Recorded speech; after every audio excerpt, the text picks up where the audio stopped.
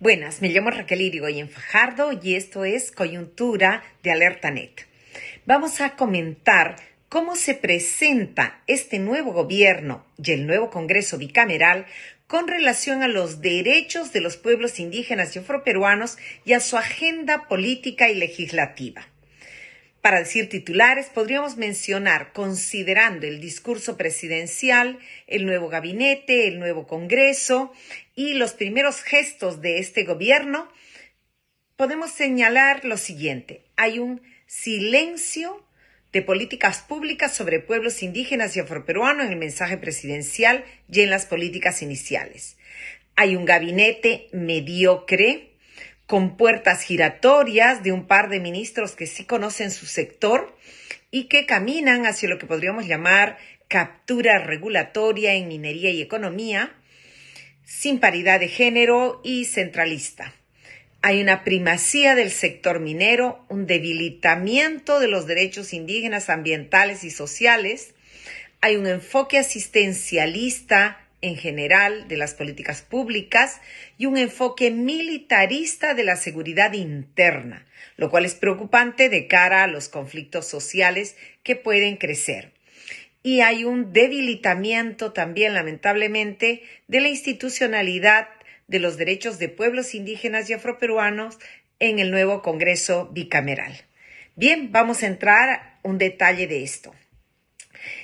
En primer lugar, el mensaje presidencial, la presidenta Keiko Fujimori dijo que gobernará con mando firme y sensibilidad para escuchar, sin ninguna palabra de participación en todo su mensaje.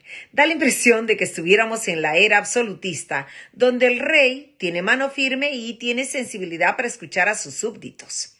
No es un enfoque del Estado social, democrático y plural de derecho, donde el eje es la participación. Eso no se menciona.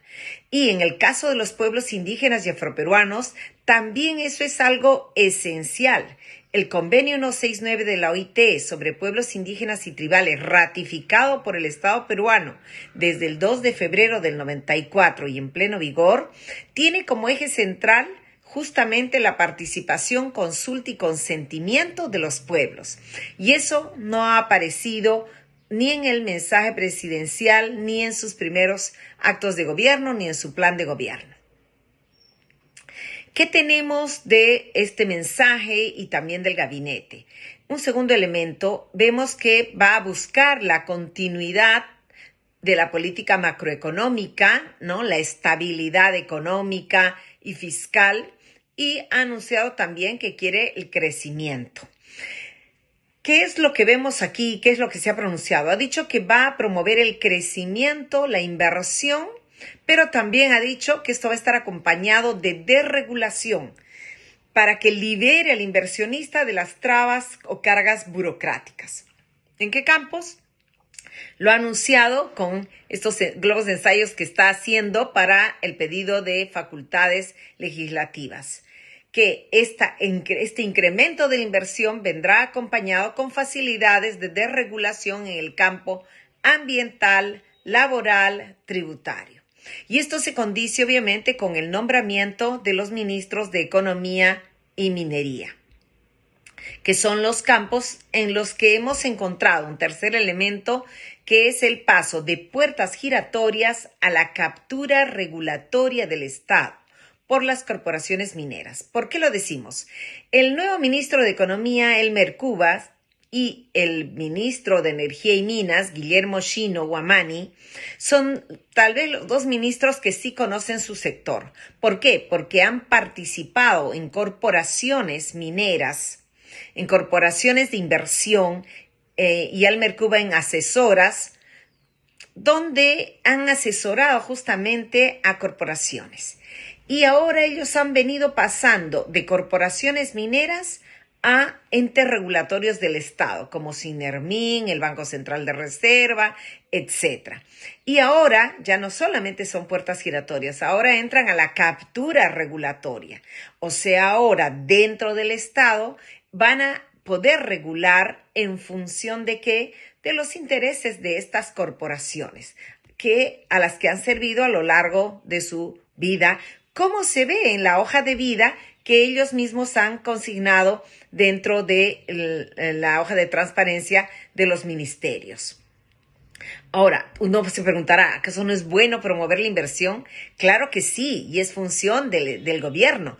Otra cosa es que lo hagan desde los intereses de un sector.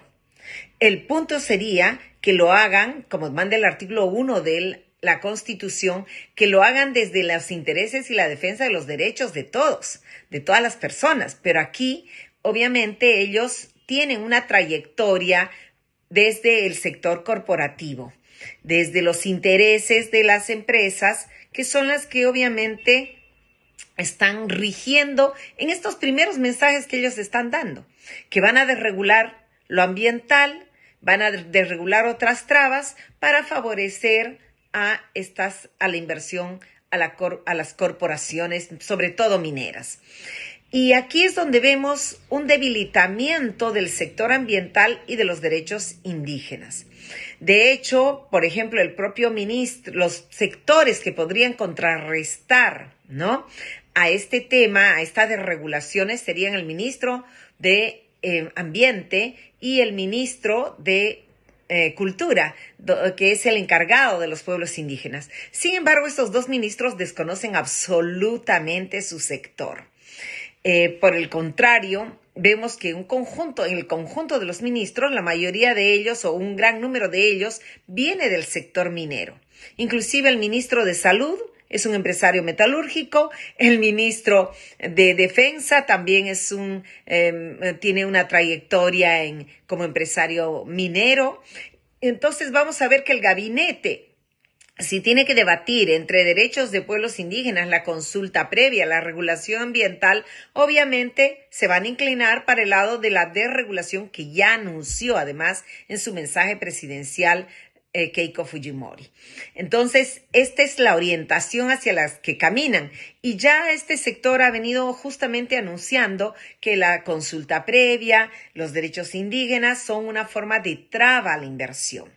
Ellos han planteado, entre otras, están anunciando que las concesiones dadas o las autorizaciones dadas sean permanentes, están planteando el silencio administrativo cuando solicitan alguna autorización que el Estado se demore en darles y que haya una estabilidad de las inversiones. Y además están anunciando también el destrabamiento de proyectos paralizados. ¿Por qué están paralizados? Justamente por no haber cumplido la regulación ambiental ni la consulta previa. Entonces se presenta un panorama en el que puede aumentar los conflictos. ¿Qué más vemos de este mensaje presidencial? Cero políticas sobre pueblos indígenas y afroperuanos. No hay una sola palabra políticas en este sector. Hay una vez que menciona la palabra comunidades indígenas. ¿Y a qué se refiere? Se refiere simplemente a que cuando está hablando Keiko Fujimori de las políticas de asistencia, ¿no?, ahí menciona que las comunidades indígenas están abandonadas y que habría que hacer algo. Sin embargo, no menciona qué es ese algo que va a hacer, ni ninguna meta, ni siquiera lo vincula con la Política Nacional de Pueblos Indígenas Originarios, aprobado recientemente, que va hasta el 40, ni con la política del pueblo afroperuano, aprobada el 22. Estas políticas tienen una serie de deficiencias, pero por lo menos han contado con algo de participación de los pueblos y ni siquiera han sido mencionadas en el discurso presidencial. Y como decimos, lamentablemente, los ministros que tienen que ver con este sector, el ministro del Ambiente, Guaroc, no tiene formación ni experiencia, ni aparece un título profesional. Además, él no tiene formación en materia ambiental, pero sí tiene experiencia desde que estuvo en la Defensoría del Pueblo en materia de conflictos socioambientales. O sea, más bien parece que lo han nombrado no tanto para fortalecer la regulación ambiental, cuanto para enfrentar los conflictos socioambientales que obviamente se van a incrementar ante este panorama de desregulación. Igualmente, el problema es con el ministro de Cultura. Es un antiguo comentarista de TV del PPC y que no tiene ni formación ni idea, ni experiencia profesional en derechos de pueblos indígenas o patrimonio. No conoce nada al respecto. Entonces estamos viendo que han nombrado un ministro por razones de cuota política, pero que no tiene un conocimiento mínimo sobre el tema de derechos de pueblos indígenas. O sea, no nos podemos esperanzar en que el ministro pueda regular, pueda inclusive promover los derechos, implementar los derechos desde su sector o implementar políticas que desconoce absolutamente. Y si en el gabinete hay un conflicto entre promover la inversión desregulando derechos indígenas, el ministro no va a saber ni siquiera qué opinar. ¿Qué otro asunto encontramos? Este enfoque asistencialista en general, ¿no? Decíamos, solo hay una mención de comunidades indígenas desde este enfoque asistencialista. También hay otra mención a la pobreza rural, no a los indígenas, pero sí a los sectores, al sector rural, andino, amazónico. Y ahí dice lo que van a hacer es enviar brigadas para que censen a adultos mayores y darles una pensión que también será incrementada. Es decir, hay un enfoque totalmente asistencialista, como el primer gobierno de Fujimori, ¿no? Que no tenía políticas públicas o programas o políticas de derechos sociales, sino apenas programas asistencialistas. Este es el enfoque de este nuevo gobierno. Es decir, pasamos de sujetos titulares de derechos a objetos de políticas, a clientes de programas asistenciales. ¿Qué más encontramos en el mensaje presidencial? Bueno, ha dicho que hay espacios arrebatados, ¿no?, al Estado por la minería ilegal, el narcotráfico. Ahí también podríamos decir que hay una suerte de referencia a las comunidades indígenas que están sufriendo estos flagelos. ¿Y cuál va a ser el enfoque? ¿Van a coordinar con las rondas campesinas? ¿Van a coordinar con las guardias indígenas de la Amazonía? Nada. Lo único que ha anunciado Keiko Fujimori es que ahí va a declarar estado de emergencia, va a entrar las Fuerzas Armadas y ese va a ser su enfoque. Con los muertos que hubo, los 5 indígenas que estaban jugando e iban en una camioneta y el ejército los mató sin explicación mayor, nosotros podemos prever que el enfoque militarista no va a resolver los problemas, sino que puede causar más problemas. Y esto se condice con el hecho de que el ministro del Interior es un exmilitar. Y curiosamente, más bien en defensa, han puesto una persona que no tiene ni idea, ¿no?, de defensa. Belaúnde es un ex candidato presidencial de otro partido, parece que es más bien una cuota ahí, pero no tiene nada de conocimientos del sector. En cambio, en el interior ha puesto un militar y ese va a ser el enfoque de la resolución de conflictos sociales, que en el fondo será mayor represión. ¿Qué otra cosa podemos ver del mensaje presidencial y los primeros gestos?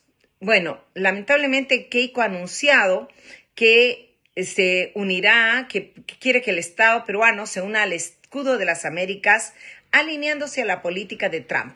De hecho, el ministro de Relaciones Exteriores, que no tiene experiencia ni conocimiento en general del sector, pero sí tiene 15 años de experiencia como director de comunicaciones de la Embajada de Estados Unidos en el Perú.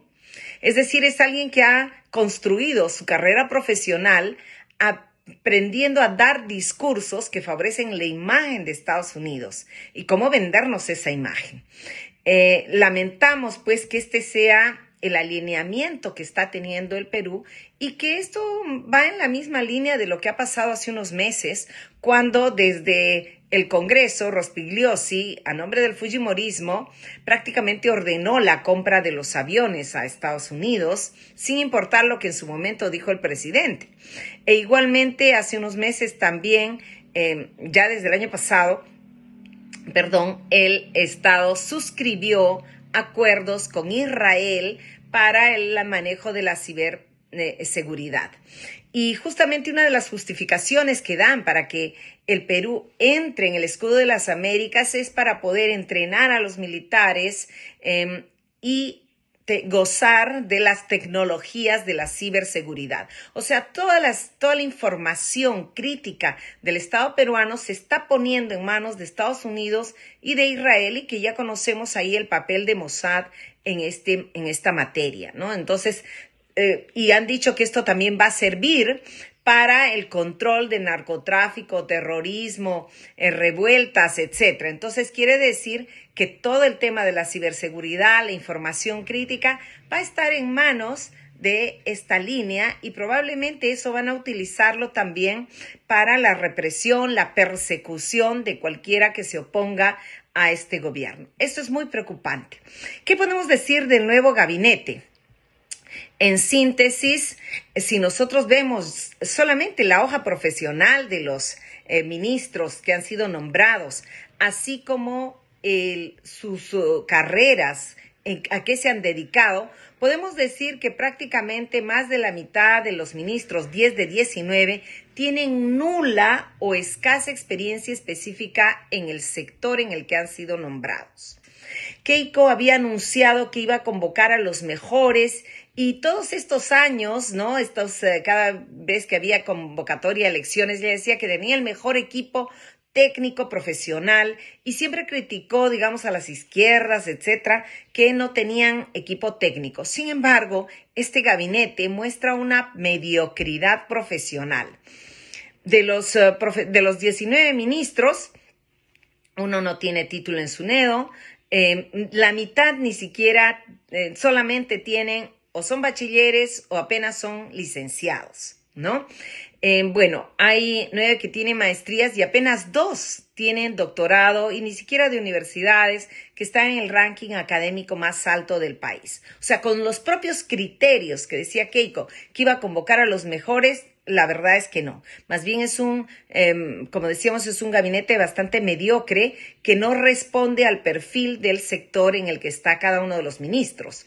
Más bien responde a un criterio político de cuotas, de haber llamado a ex candidatos presidenciales de otros partidos, y hay falta de integridad, además también personal e ideológica. No se trata de un gabinete de ancha base, sino más bien parece que se trata de personas que luego se han alineado, que han dicho que le van a apoyar en la segunda vuelta, e inclusive algunos que eran totalmente anti políticas de Fujimori, ahora están dentro del gabinete. O sea, no se ve una integridad ahí, ni ética ni ideológica. En cuanto al perfil de género, podíamos esperar que, siendo Keiko mujer, iba a nombrar más mujeres. Sin embargo, solamente hay 2 ministras, y en las áreas tradicionales, es en área mujer y en el área digamos que se podría ver como un enfoque asistencialista en el área de sectores vulnerables. ¿Qué otra cosa encontramos en este gabinete? Un perfil centralista. De los 19 ministros, 14 son limeños y solo 5 de provincias. Lo que nos preocupa es que haya una posibilidad de regresividad en los derechos de los pueblos indígenas y afroperuanos, porque, como decimos, un ministro que desconoce el sector, no hay una sola mención de políticas públicas de pueblos indígenas o de participación de ellos en el mensaje presidencial, y en estas semanas que ha empezado ya el gobierno, no se vislumbra nada a favor de los pueblos indígenas. Ella dijo que iba a escuchar, pero hay cero escucha de la agenda política y legislativa de los pueblos indígenas. También vemos que va a haber una ausencia de salud intercultural, dado que el ministro de Salud es un empresario metalúrgico con cero conocimiento en materia de salud, y lo que ha hecho en estas semanas es visitar hospitales para mostrar su ignorancia, pero no conoce nada, ni nunca ha oído hablar, ni nunca ha mencionado sobre salud intercultural. En materia de derechos de las mujeres indígenas también tenemos pocas esperanzas, porque la ministra de la Mujer viene de un desconocimiento absoluto del movimiento de mujeres, no tiene nada en su experiencia profesional al respecto, y en el discurso presidencial hay cero referencia a los derechos de las mujeres o al combate de la violencia. Por el contrario, nos preocupa que las 2 ministras de la Mujer vienen de sectores conservadores, justamente de los que plantean que deben darse derechos a la familia y no derechos a las mujeres, ¿no? Entonces, en esa línea han venido las políticas públicas, las leyes, así es que probablemente van a continuar. En educación tampoco observamos la posibilidad de que se levante la educación bilingüe intercultural en la medida que el que ha vuelto digo porque fue ministro del APRA, el ministro Chan, y salió en su gobierno con muchas denuncias de corrupción en la venta de uniformes, de materiales, de laptops. O sea, es muy preocupante que hayan nombrado a alguien por cuestiones políticas y no por razones técnicas.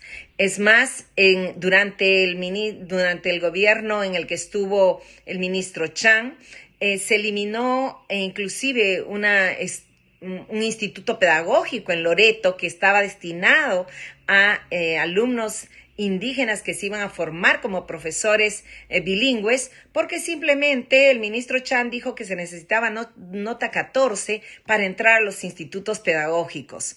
Y cerró este instituto de Loreto y muchos otros se vieron obligados a la misma situación. ¿Y qué pasó con los alumnos que venían de zonas indígenas? Se vieron obligados a ir a las universidades que empezaban, como a las peruanas u otras, que no tenían acreditación y que funcionaban en garajes. Ese fue el destino de muchos estudiantes mientras estuvo Chan, porque no fomentó realmente una política educativa en función de la educación bilingüe intercultural o de los indígenas. Entonces, este es el panorama que se nos presenta. ¿Y qué hay del Congreso? En el Congreso bicameral, antes tenía varias comisiones y tenía una comisión de pueblos andinos, amazónicos y afroperuanos, ambiente y ecología. ¿Qué ha pasado con esa comisión? Ahora la Comisión de Diputados, en la Cámara de Diputados, esa comisión se le han añadido familia, grupos vulnerables y otros temas más, de tal manera que es uno entre otros temas. Y en la Cámara de Senadores ha desaparecido totalmente esa comisión. Solamente hay una comisión de cultura que probablemente por ahí se podría considerar los derechos de pueblos indígenas. Entonces, hay este debilitamiento. De hecho, el gobierno no está enfocando en nada de esto y recordemos que el Congreso pasado cerró con más de 4 proyectos de pueblos indígenas que habían sido presentados por las propias organizaciones indígenas de la Agenda de Pueblos para el Bicentenario, y ninguno de esos proyectos vio la luz. El proyecto para reconocer, para inscribir la personalidad jurídica de pueblos y todos los niveles orgánicos de las rondas, que se cree un registro de pueblos, un proyecto para la titulación de la propiedad territorial de pueblos, el otro, un proyecto de coordinación intercultural entre los sistemas jurídicos de los pueblos y el Estado, entre otros. También los pueblos plantearon que se garantice la participación de los pueblos indígenas en el Congreso y en todas las entidades del Estado. Todo esto ha quedado pendiente y creo que nos queda seguir luchando, acompañando a los pueblos para que puedan hacer que por lo menos los sectores democráticos del Congreso puedan presentar sus proyectos de ley. Lamentablemente, la Comisión de Pueblos de Diputados está encabezada en presidencia y vicepresidencia por el fujimorismo, que son los que todos los años pasados se han venido oponiendo a las leyes de pueblos indígenas. Esperamos que ahora que está en el gobierno cambie de posición y por lo menos acojan esos proyectos de ley. Y como decimos en el Senado, también hay malas perspectivas en la medida que también está presidido por el fujimorismo, que es el partido que se ha negado todos estos años a aprobar las leyes de la Agenda de los Pueblos. Estamos en una situación cuesta arriba donde hay que seguir trabajando, hay que seguir luchando y esperemos que haya esa escucha, esa sensibilidad para que se garanticen los derechos de los pueblos y se implementen políticas con participación de los mismos. Muchas gracias.